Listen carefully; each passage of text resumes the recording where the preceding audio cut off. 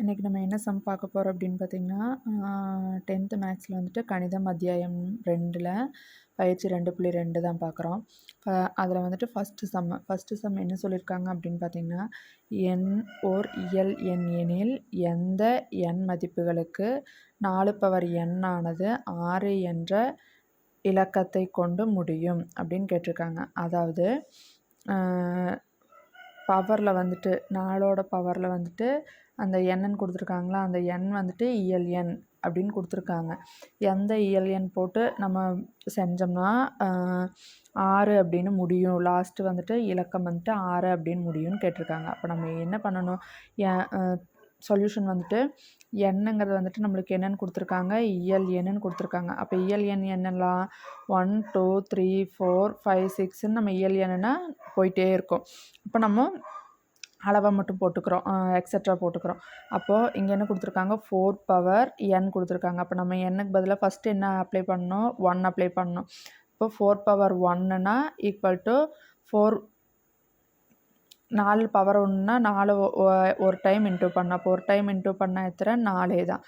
அடுத்தது 4 இங்கே வந்துட்டு 4க்கு பதிலாக எண்ணுக்கு பதிலாக என்ன போடணும், 2 போடணும். அடுத்தது 2 போட்டு பார்த்தோம்னா 4 × 4 எத்தனை இருக்குது, 2 இருக்குது. அப்போ 4 எத்தனை டைம் போடணும், 2 டைம். 4 × 4 equal to 16. அடுத்தது வந்துட்டு 4 பவரில் எத்தனை பவரில் என்ன போடணும், 3. 2 போட்டாச்சு, அடுத்தது 3 போடணும். 4/3 போட்டோம்னா ஈக்குவல் டு இதை நான் 3 டைம் போடணும். 4 × 4 × 4 ஈக்குவல் டு நம்மளுக்கு எத்தனை, 64 கிடைக்கிது. அடுத்தது 4 பவர் எண்ணுக்கு பதிலாக நம்ம என்ன போடணும், 4 போடணும். 4 அடுத்தது ஈக்குவல் டு 4 × 4 × 4 × 4 4 எத்தனை டைமு, 4 டைம் போட்டாச்சு. 4 டைம் போட்டால் என்ன வரும், நம்மளுக்கு 4 டைம் இன்டூ பண்ணும்போது 256. இதே மாதிரி நம்மளுக்கு எக்ஸட்ரா போயிட்டே இருக்கும். அதனால் நம்ம என்ன எழுதிக்கலாம், மற்றும் பல நிறைய போயிட்டே இருக்கும் அப்படின்னு சொல்லிட்டு நம்ம எழுதிக்கலாம். அடுத்தது n என்பது ஒற்றை எண் எனில் 4n ஆனது 4ல் முடியும். நம்மளுக்கு வந்து இங்கே என்ன, 6 என்ற இலக்கணத்தை கொண்டு முடியறதா கேட்டிருக்கிறாங்க. அப்போ நம்ம 6ங்கிறதுல இங்கே எது முடிஞ்சிருக்குது, இது முடிஞ்சிருக்குது, இது முடிஞ்சிருக்கு. அப்போ இங்கே எத்தனை வருது, நம்மளுக்கு பவரில் 2 4 தான் வருது.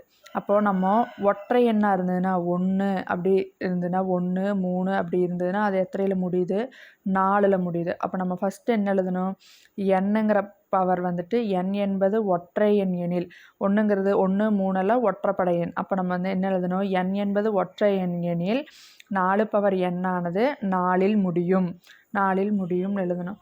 அடுத்தது n என்பது இரட்டை எண் எனில் 2 4 6 அப்படி போடும்போது இரட்டை எண் எனில் 4n ஆனது 6ல் முடியும்.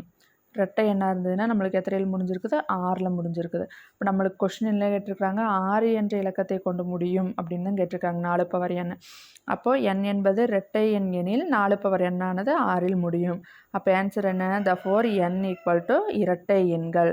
6ல் முடிகிறது வந்துட்டு நம்மளுக்கு என்ன, இரட்டை எண்கள் முடிஞ்சுது.